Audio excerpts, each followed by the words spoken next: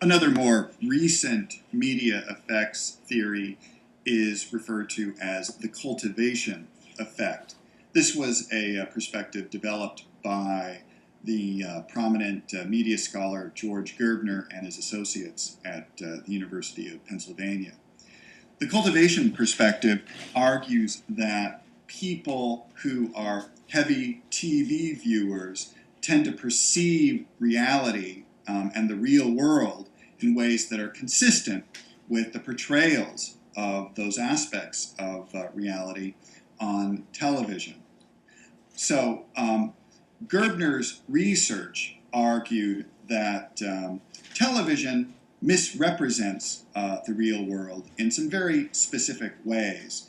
The extensive content analyses of TV shows over many years conducted by his research team found that one major way that TV misrepresents reality is through the over-exaggeration of violence. Gerbner found that television is saturated with violence, drenched with very extreme displays of violent acts like murders, rapes, robberies, various types of violent crime.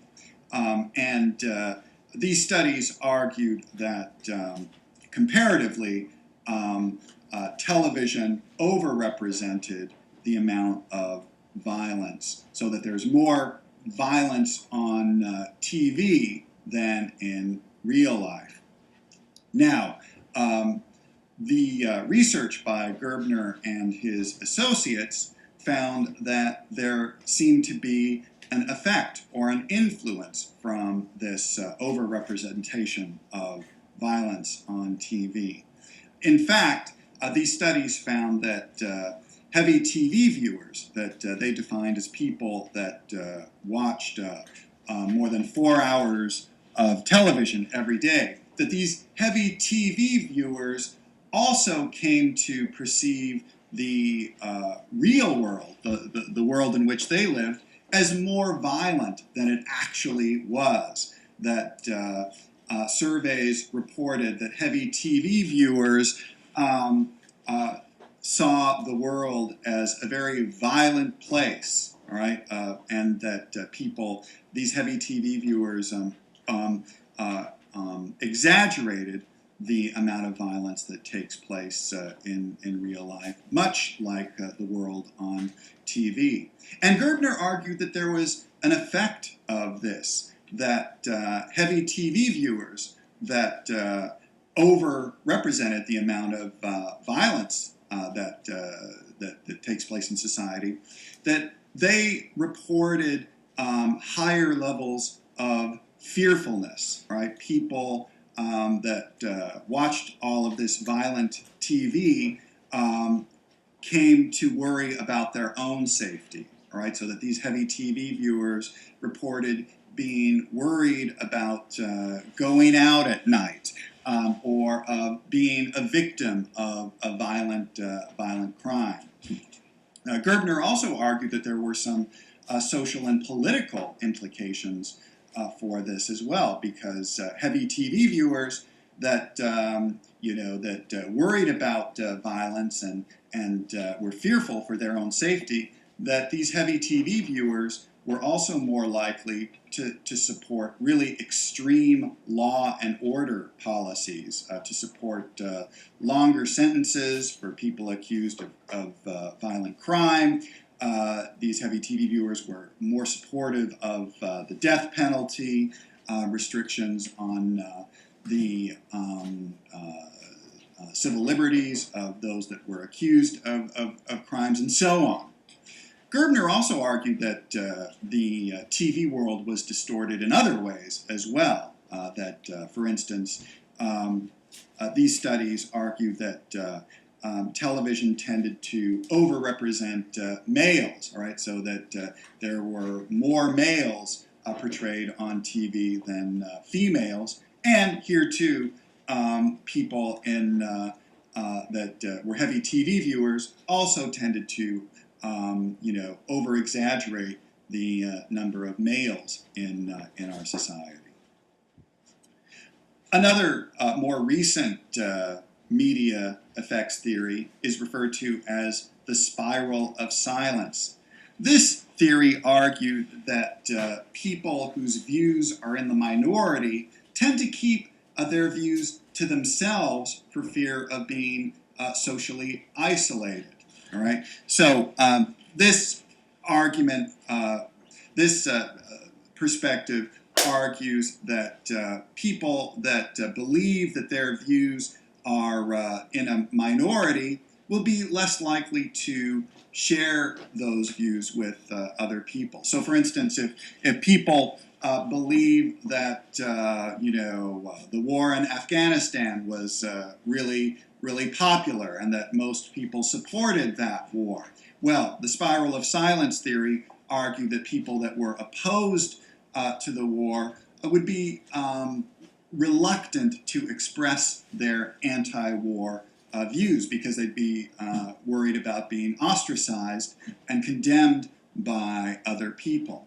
Now, well, what's the media's role in all of this? Well, the spiral of silence argues that the media are the primary means for people to find out about what are the popular views on a particular topic or subject. So that if people watching TV news find out that most people tend to support the death penalty, well, if somebody is opposed to the death penalty, then that person may be more likely to keep their views about the death penalty and their opposition to it to themselves because they don't want to be ostracized. So the media informs people about what are popular views, which encourages people that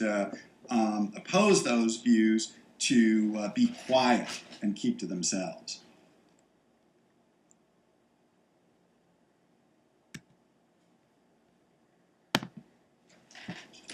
Finally, one other more recent media effects theory is what is referred to as the third-person effect. This is the finding of studies that argues that people think that other people are affected by media while they themselves remain unaffected. So that in surveys, people will report that other groups like children and those that have little education, that those groups may be influenced by media violence or might be manipulated by advertising.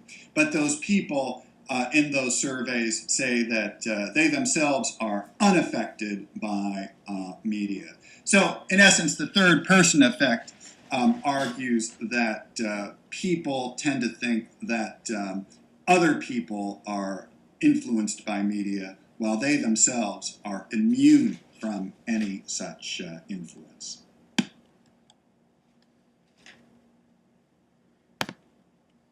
Media effects research has been subject to a number of major criticisms.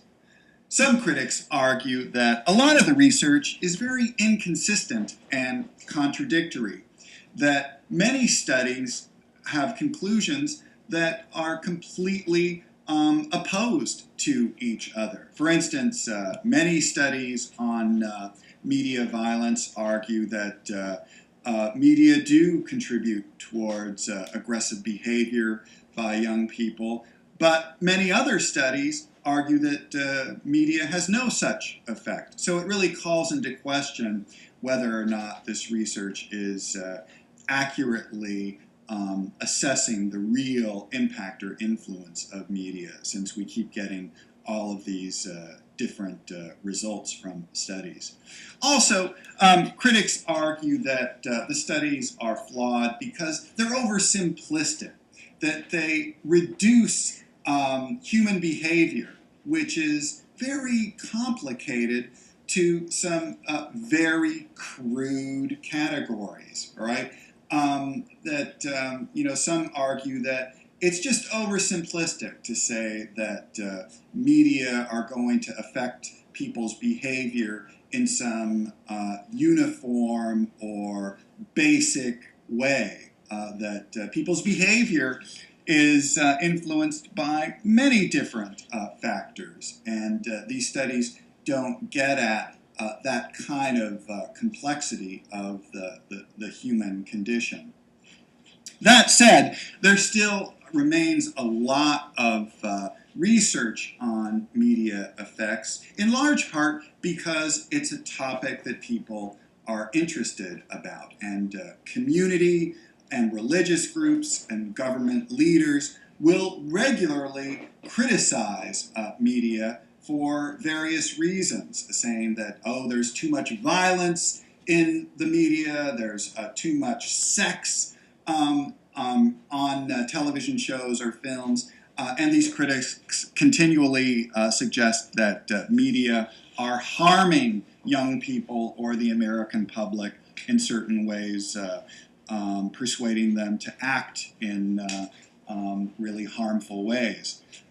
But some would say that that this kind of complaint, arguing that media cause all these bad things to happen, that really uses the media as a scapegoat.